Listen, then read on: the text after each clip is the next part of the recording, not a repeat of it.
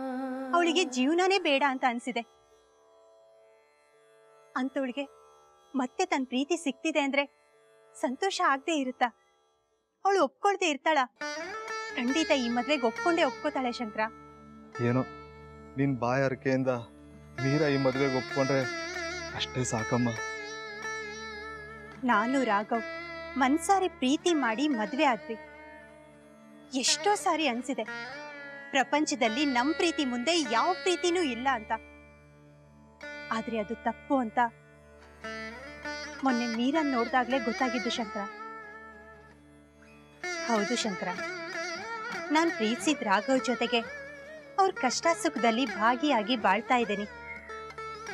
ಆದ್ರೆ ಮೀರಾ ತಾನ್ ಪ್ರೀತಿಸಿದ ರಾಘವ್ ಸಿಕ್ಕಿಲ್ಲ ಅನ್ನೋ ಕಾರಣಕ್ಕೆ ತನ್ನ ಪ್ರೀತಿನ ಮನಸ್ಸಿನಲ್ಲೇ ಮುಚ್ಚಿಟ್ಕೊಂಡು ಬದುಕ್ತಾ ಇದ್ದಾಳೆ.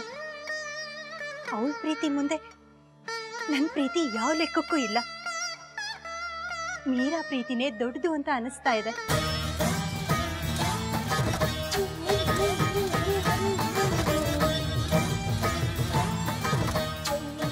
ಅವಳ ಪ್ರೀತಿ ಯಾವುದೇ ಕಾರಣಕ್ಕೂ ಸೋಲ್ಬಾರ್ದು ಶಂಕರ. ಇಷ್ಟು ವರ್ಷ ಕತ್ಲೆಯಲ್ಲಿ ಜೀವನ ಮಾಡ್ತಿದ್ದ ನಮ್ಮ ಮೀರಾ ಮತ್ತೆ ಬೆಳಕಿಗೆ ಬರಲೇಬೇಕು. ಆ ಸಾಯಿನಾಥ ಅವಳ ಪ್ರೀತಿಗೆ ಒಳ್ಳೇದ್ ಮಾಡೇ ಮಾಡ್ತಾರೆ. ಅವಳ ಜೀವನ ಮತ್ತೆ ಸರಿ ಹೋಗುತ್ತೆ ಶಂಕರ.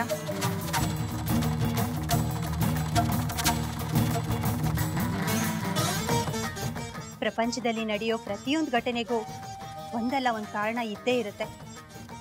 ಅದಕ್ಕೋಸ್ಕರ ದೇವರು ಒಂದಲ್ಲ ಒಂದು ಸಂದರ್ಭನ ಸೃಷ್ಟಿ ಮಾಡೇ ಮಾಡ್ತಾನೆ. ಮೀರಾ ಪ್ರೀತಿನ ಅರ್ಥ ಮಾಡಿಸೋದಕ್ಕೋಸ್ಕರ ದೇವ್ರು ನನಗೆ ಕ್ಯಾನ್ಸರ್ ಕೊಟ್ಟ. ರಾಘವ್ಗೆ ಇನ್ನೊಂದು ಮದುವೆ ಮಾಡಿಸೋದಕ್ಕೆ ಸಂದರ್ಭ ಹುಟ್ಟಾಕ್ತ. ಅದಕ್ಕೋಸ್ಕರ ಪ್ರಿಯಾ ಅನ್ನೋ ಒಂದು ಹುಡುಗಿನ ನಮ್ಮನೆ ಕರ್ಕೊಂಡ್ಬಂದ್ಬಿಟ್ಟು ಅವಳಿಂದ ನಮ್ಮನೆ ನೆಮ್ಮದಿನೇ ಹಾಳು ಮಾಡ್ದ. ಸತ್ರು ಈ ಊರಿಗೆ ಕಾಲ್ ಇಡಬಾರ್ದು ಅಂತ ಅನ್ಕೊಂಡಿದ್ ನನ್ನನ್ನ ದಿಢೀರಂತ ಈ ಊರಿಗೆ ಬರೋ ಹಾಗೆ ಮಾಡ್ದ. ಮೀರಾ ಪ್ರೀತಿ ವಿಷಯನ ತಿಳಿಸ್ಕೊಟ್ಟ. ಆ ದೇವರು ಪ್ರತಿಯೊಂದು ಆಟದ ಹಿಂದೆ ಒಂದು ಮುಖ್ಯವಾದ ಉದ್ದೇಶ ಇರುತ್ತೆ. ಅದ್ ನನಗೆ ಇವತ್ತು ಅರ್ಥ ಆಗ್ತಾ ಇದೆ.